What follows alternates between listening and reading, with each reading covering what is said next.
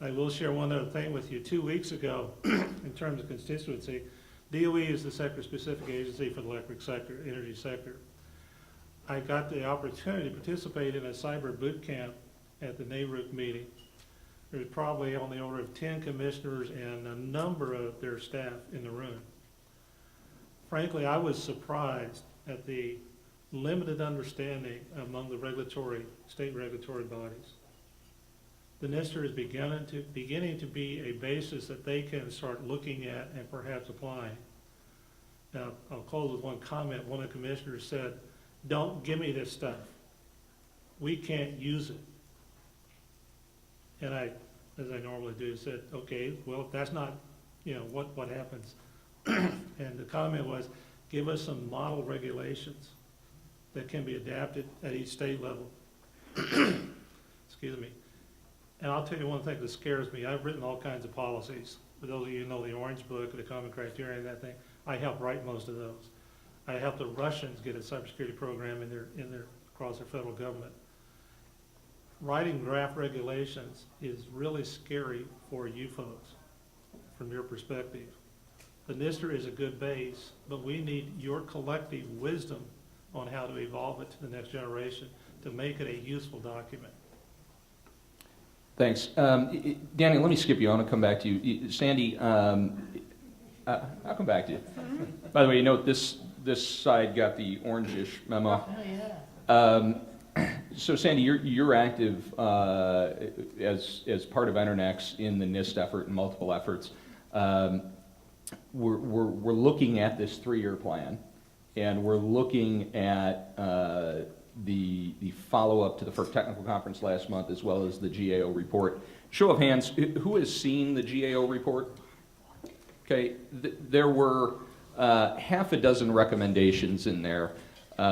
Thinking about some of the recommendations, I mean, cyber physical, I kind of have issues with cyber physical.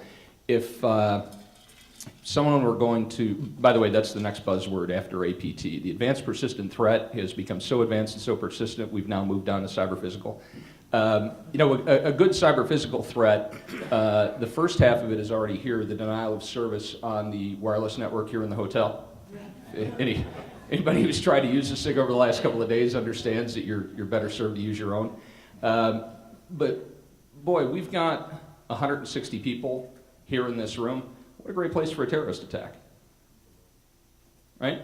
So, unless you're, maybe it's DHS, maybe it's the intelligence community, but I think it's almost impossible to really ratchet down and prevent cyber physical attacks from really dedicated adversaries. But so, thinking about the GAO report and some of those half dozen recommendations, as somebody who's actively working with NIST to move this forward, from your view, where do we need to go with this? From just the cyber physical, or just cyber security and physical security and all those blended things? Anything you want to talk about. Everybody's been talking about cybersecurity. So they're worried about the logical attacks, centering, taking out machines, systems. But we need to worry about those blended attacks. And I know Travis Goodspeed is going to be later on speaking about other different types of attacks. But we do have to worry about the firmware. If I were dressed in a suit, could I walk into your facilities? If I got a hard hat on and had my jeans and an orange vest, how many subsystems or substations could I walk up to and at least get on the premises with? And if I could do a physical attack as well as have my logical knowledge with Daniel, just a small device, what damage could I do? I mean, I'm an innocent looking girl up here. I'm dumb. I can't do anything. But from a physical standpoint, how far can I get even into your own buildings?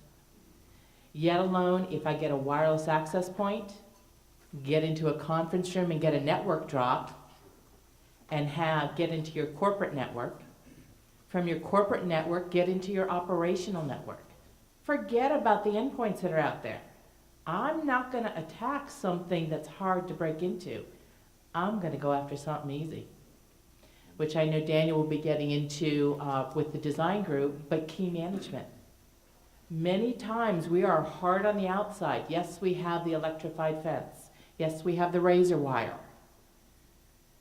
You know, I could have a pair of snippers. I could sweet talk my way into something. What could I bring on my person to do a combo attack, a blended attack, to take out a subsystem or substation? I don't know why I keep saying subsystem, but it is a combination of subsystems. And what would be the rolling attack that I could do? If I could get some sort of a sine wave with the whole city to turn off and on their power, and that sine wave gets larger, it goes back to a substation. That's a combo attack. What methods, what monitoring is out there to help prevent that substation from blowing up or going down? So it's not necessarily the logical attacks or a physical attack in a specific area, but it's those blended attacks where we're going to have forces coming together and hitting multiple utilities at the same time. Not a single target anymore, but multiple targets. And that's why we need that layered defense of both physical and the logical moving forward. So that's where we need to go, is instead of just looking at IT, just looking at power systems, what's that gap? We all know computer systems has that bus, you know, where a lot of the computer chips are plugged into. How secure is that walkway in between the IT and the physical? Can I slip in there, and how easy is it to slip into? Because most of us have forgotten about that. And all I need is an inch, and I'm going to take a yard. And how much damage could that do? So we need to start focusing on those smaller pieces and bringing both sides together, as Eric had brought up and as we've been talking about earlier. Sir, the microphone, please. And if you could identify yourself, that'd be great.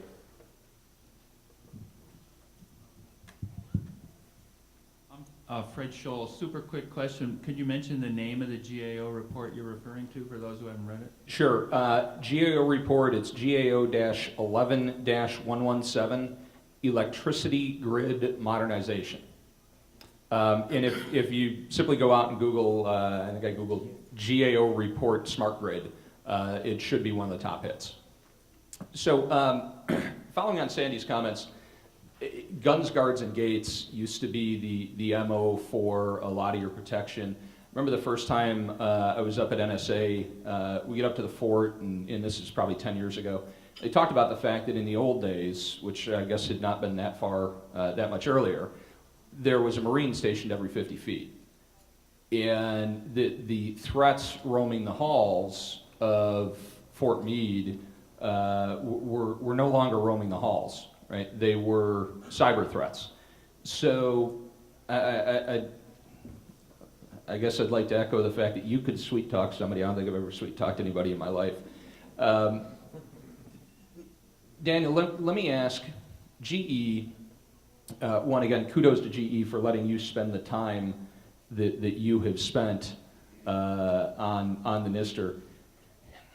What are the challenges that you face being a member of such a large organization, just in terms of trying to do education across such a huge conglomerate? And I think that applies to any of the large systems integrators, manufacturers, IBM, Siemens, guys like that. And what advice do you have for the utilities? Because I look at the SGIP is probably one of the best examples of public-private partnership that is at the earliest of early days. We've got 700 organizations, 2,000 members. That's a heck of a testimony to the work that's gone on over the last year and a half, but that's fewer than an average of one member per U.S. electric utility, right? There's 3,100 to 3,300 electric utilities in the U.S. How do you spread your word internally at GE, and what advice would you have for utilities, kind of echoing what Bill said? The regulators need help. How do we help the utilities? That's a very good question. SGIP. Oh, yeah, sorry, I'm using acronyms without defining. Daniel, go ahead. Yeah, the SGIP is the And, Smart Grid Interoperability Panel. Yeah. So basically, the NIST Cybersecurity Working Group works under the leadership of the SGIP, which is responsible for kind of setting interoperability standards for the entire smart grid. To Mike's question, actually, the best way you begin to educate people and you begin to build a case for doing a lot of the more advanced things you need to do in the security realm is to actually work in public venues such as this. Because when I'm a cybersecurity expert within my organization and I'm telling a bunch of very entrenched power engineers to do certain things, they look at me kind of funny. But if I'm starting to build like strong consensus, among different vendors, among different organizations, and I'm using those venues to seed my ideas and improve my ideas with others, that gets the attention of large organizations. And in fact, the reason why I got involved in the NISTIR and I've been very, and the CSWG in general, and why I've been very passionate about it, is because it's been actually self-serving. It enables me to build the platform that is necessary to begin to evolve, evolve these very critical systems the way they should continue to evolve and improve. And in GE, I learn new things about my organization every day because it's so large. But these venues have actually become a place where people in GE come and find me, and then we all get together and we all collaborate and we all begin to educate each other. And in terms of getting started, I think the simplest way to get started is you just start. And what that basically means is to me, it's looking at very small, very specific, technical problems and addressing the issue from the bottom up. In fact, that's why we started the bottoms up group within the CSWG, because while there was a lot of great work happening at the high level, and there's a lot of high level frameworks, I find that sometimes it's very, very important to get into the technical nitty gritty and actually look at systems from a bottom up perspective. And that was key to the methodology in the NISTIR. We had people kind of looking at the analysis from the bottom. We had people looking at the top. And the idea is you kind of cross-validate each other. You kind of try to find gaps in each other. So I think that's how you just do things. You just get very technical and very specific and concrete. So let me stick with that. Let me stick with you, and I'd invite the other panelists to jump in here. You and Annabelle are co-chairs of the Design Principle Guideline Group. That's what DPG stands for, right? Just Design Principles Group. Design Principles Group. Too many acronyms, as Annabelle said. DPG is one of the few groups or subgroups within the cybersecurity work group that's still actively having meetings. The privacy work group or privacy subgroup is another one. With 450, 500 odd folks, many of them very odd, having participated in the development of the NISTIR, I look back to our first comment resolution meeting that we held out at NISTIR. I don't remember where the heck the second one was, but I think we were all hung over by the time it was done. And it was not because we were drinking. I mean, we were hung over because this was such an undertaking. What's keeping you motivated right now?